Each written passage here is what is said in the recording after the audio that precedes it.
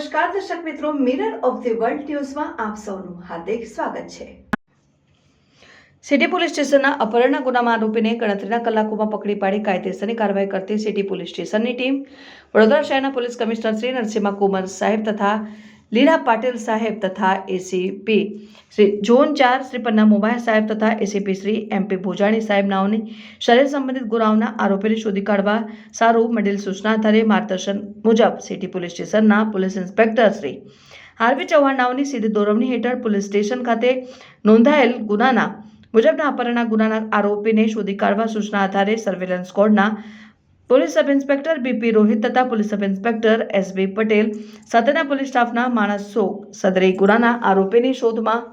હોય જે દરમિયાન પોલીસ કોન્સ્ટેબલ અજયસિંહ રામસિંહ નાઓએ સચોટ માહિતી મળેલ અને સદરી ગુનાના આરોપી હાલમાં રાજસ્થાન રાજ્યના અજમેર મુકામે ફરિયાદીની સગીર વયની દીકરીને લઈને નાસી ગયેલ હોય જે આધારે ટેકનિકલ હ્યુમન સોર્સિસના આધારે સિટી પોલીસ સ્ટેશનની સ્પેશિયલ ટીમને તાત્કાલિક અજમેર રાજસ્થાન ખાતે મોકલી ગુનાના કામના આરોપી તથા ભોગ બનનાર ફરિયાદીની સગીર વયની દીકરી સાથે અજમેર રેલવે સ્ટેશન ખાતેથી ગણતરીના કલાકોમાં પકડી લઈને કાયદેસરની કાર્યવાહી કરવામાં આવેલ છે। રફીક શાહ, ફિરોઝ શાહ દિવાન આરોપી